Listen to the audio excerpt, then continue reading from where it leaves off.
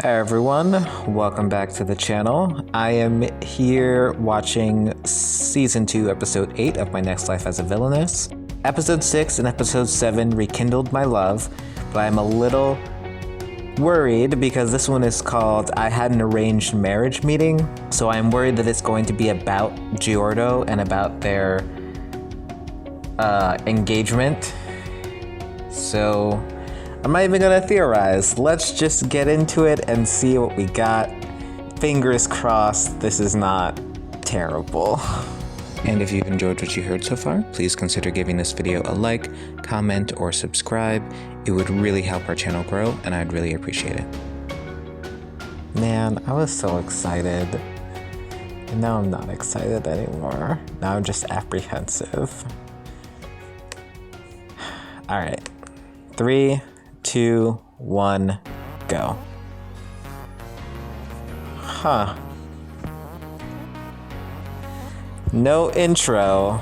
That makes me even more nervous. Okay, also I realized that Lorna and Susanna have to be the same person. I mean, I kind of thought that, but I was still confused last week, but I realized that's how it has to be.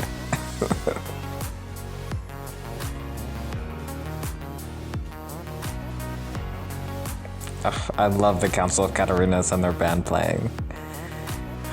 Okay, here we go.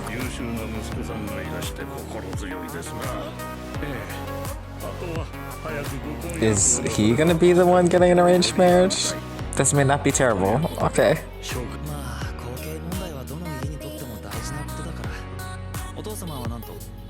Are we gonna lose Nicol? I like that his hair is getting longer. I wonder if we're gonna like start peeling off love interests.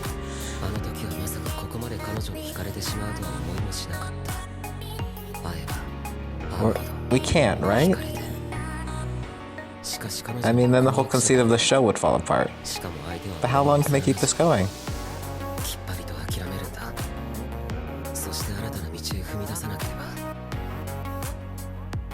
This is actually a fairly healthy path for Nicol, kind of. It can be a good choice depending on how he carries it out. But I don't know if this can fit inside the confines of this show. A new character. I hope she's cool. Nicol deserves someone cool.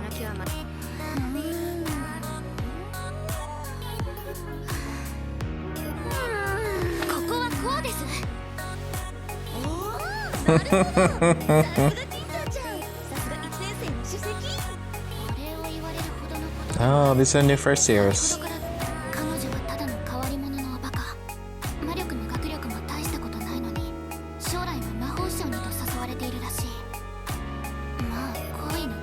Jealous?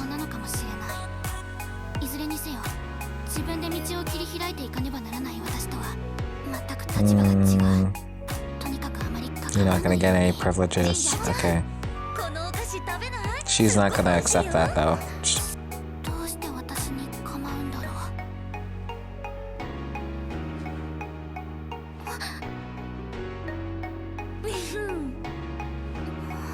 Is this gonna be a love interest? I don't know. I don't think Katarina needs any more love interests, to be honest. You never talk, Nicol. I appreciate that you're taking the first step here and silenced.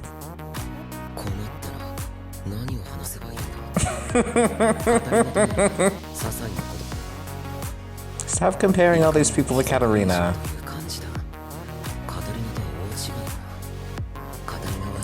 Boy, this is not the right way to go about it.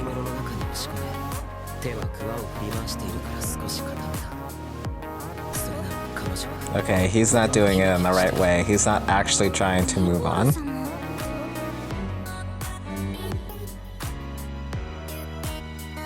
Nicol, you're gonna get a reputation for being a dick if you reject everybody.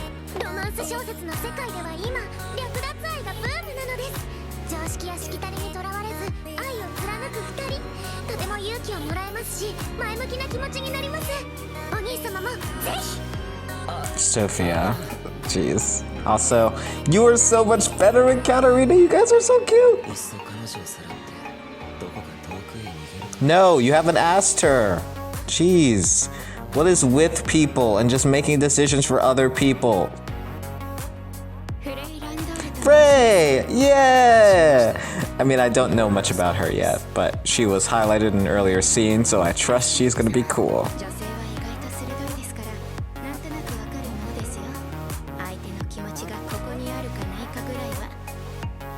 I don't know if that's true. Oh, wow. That is gorgeous. It got even more beautiful.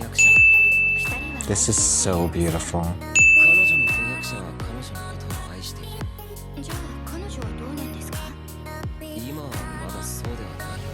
No, she doesn't love him yet. No, thank you. At least Nicole can see it. So beautiful. Oh, this is beautiful too.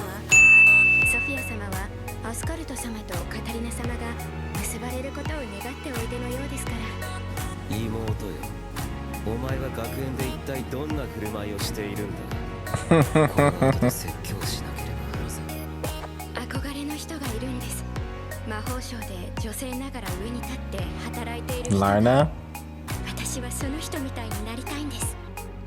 Beautiful. This whole episode is gorgeous.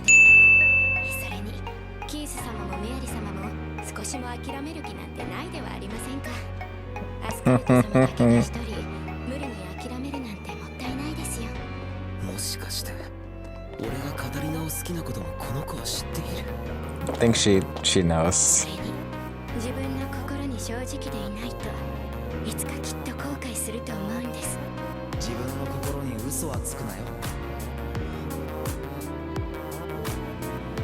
I appreciate this. Like, cause he clearly wasn't ready to move on.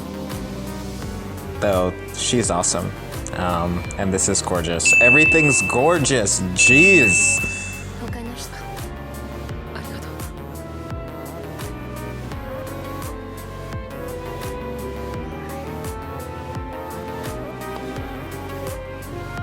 I ship it. I mean, eventually, when Nicole is ready to move on.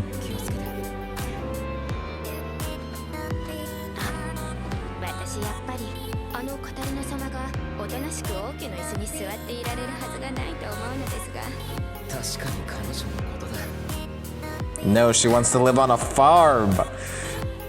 Just let her go live on a farm. With Maria.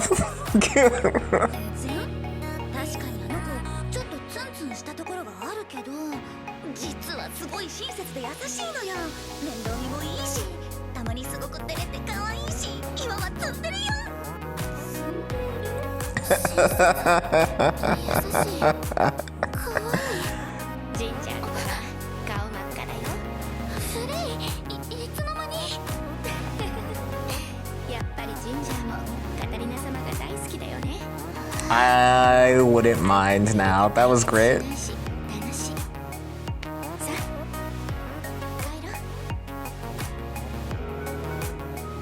Or those two. I don't know.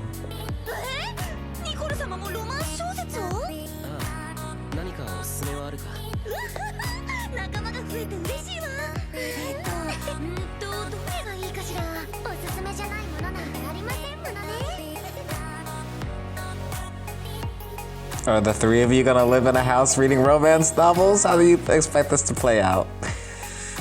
Whatever, it's fine.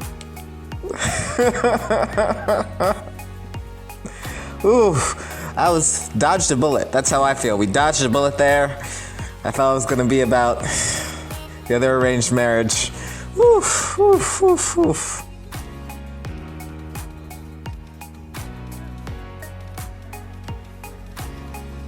Will there be an after credits scene? Yes. Ooh, striking. Ooh, it's the figure that we haven't seen yet. And she's smiling. I'm excited. Hello.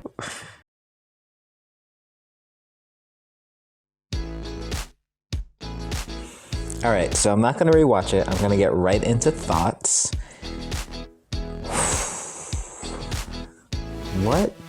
how did I feel about this episode? I liked it. I really liked it. I can't say that it's one of my favorites, like last week's was, where it was just like shenanigans. We got to see everybody's fantasies. This one was very much focused on Nicol, to the point that Katarina almost wasn't in it, and yet they still managed to like sneak in 2 more character introductions, one of which may be added to her harem.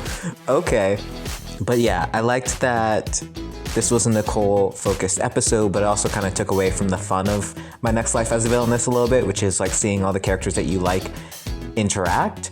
But I do like this deep dive into Nicol, and I liked seeing his like little mini arc of realizing that he shouldn't just make decisions on his own without input from the person that he cares about. So that's cool, because I think that Nicol's thinking is fairly common. I know like I've been Nicol, right? Like I've been in that situation where I've had feelings for someone. I didn't think they would be reciprocated.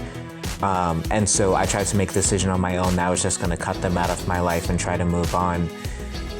And like I said, kind of in the reaction, there's a right way to do that and a wrong way to do that. So I guess like the right way to do it would be to make your peace with it internally and say like, for these reasons, I am going to choose to move on from this relationship. Ultimately, like whether they reciprocate your feelings or not, that's what you have to do at the end of every relationship. That you have to know within yourself your reasons for why you're moving on. They have to be internal to you, right? For Nicol, they were external. If it's like, I'm gonna move on because I don't think this person likes me, or I don't know, it's so hard to, it's such a fine line. But like Nicol was trying to take the outside world's reasons for not pursuing this relationship, that Katarina is engaged to someone else, that she's engaged to his best friend, that it would be like it would be against propriety for him to pursue it. He was trying to take those outside reasons and impose them on himself. And so because they didn't come from himself, from his own internal decision making, they were never gonna stick. One of the joys and dangers of romantic feelings and romantic love is that it's ever hopeful, right? So like if those reasons for moving on aren't internal to you, then like every time you're faced with, you're trying to impose that outside justification for moving on yourself, your heart's gonna respond with, but maybe, right? And you saw that with Nicol, that every time he tried to force himself to move on, he could still only think about Katarina because he hadn't really made that internal shift yet. So I'm not saying that like doing what Nicol did, which is like making a decision for yourself about which relationships you want to pursue or not, and like how to go about changing, like moving on, is bad, but he hadn't truly made a commitment to that in and of himself, and he hadn't found reasons internal and specific to him for why he wanted to do that. He was just kind of following society's script, and so he kept failing at trying to impose that on himself. And so I definitely have experienced that myself. I'm sure a lot of people have experienced it. So I really thought it was like a great little mini arc that he had to learn that he shouldn't do that, that like he shouldn't, if he's not ready to give up, then he's not ready to give up. And that the actual right thing for him to do in this situation is to move toward Katarina, is to, take a shot and find out how she feels before he makes the next decision, not just trying to make a decision without her input, without anyone's input, without, because like until he finds out how she feels, then then the reason for him to move on can't be internal. Now, based on how the story has been set up, like let's say all the other love interests weren't there. Let's say it was just Nicol, he just had these feelings, he moves towards Katarina. At some point he would have to make clear how he feels, and I expect at that point Katarina would not reciprocate his feelings, just because she hasn't reciprocated almost anyone's feelings. The only person that we've seen her have romantic feelings for is Maria, and that's pretty much it. She's definitely had like sexual attraction feelings towards Nicol, like everyone else in the world. She definitely is affected by Nicol's beauty, but we haven't seen her express like, oh man, that person is so cute and I just want to spend a lot of time around them. The only person we've seen her do that for is Maria. And even then it's been, I think, significant because we never see it in any other context, but it's still been mild. So like, I don't imagine that at this point Katarina has developed feelings for Nicol or would develop feelings for Nicol, even if everyone else was gone. And at that point, right, then Nicol he would have found out how she felt, and then I think he could make his own decision to say, okay, well, I'm gonna respect that, and now I know, like, because romantic relationships require two people, and there aren't two people who are interested in pursuing this, then this is not something that I can pursue, and I'm gonna move on. And that can be like a really painful thing to do, but like, that is not trying to follow society's rules. That's directly knowing that the person that you're interested in is not interested in you in the same way. And so you can you can use that and you can move on to something else. Hopefully Frey, because clearly they had a good connection, I think. But then again, they only had one conversation. If this wasn't a TV show about romance, that would definitely not be enough for a romantic relationship, but it's definitely enough for me to ship it. So yeah. Wrap up thoughts. Okay. I feel like that was like one half of a point, and I was gonna circle back and make another half of a point. I don't know what the other half was. Basically, I liked that Nicol learned this lesson and was able to kind of provide an example of what to do if you're ever in this situation. And I truly wonder if they will ever do a storyline where it's like, okay, but what do you do when you actually know that they don't reciprocate your feelings in that way? Then how do you move on? Because I think if we're gonna impose some realism on this show, I doubt that they're all gonna be in a poly relationship in which they all get to date Katarina and Katarina loves them all equally and romantically, because we just haven't seen that. So like, they can't all end up with her, and therefore how are they all gonna move on? It'd be kind of interesting to see them do that, because I don't feel like we get to see a lot of stories where that happens, especially in romance stories where you get so invested in the romance, that's the fun of it. And then in real life, you know, you get this part where you're like so invested in the romance and it's fun, and then sometimes it doesn't work out and it's all still part of the same love story.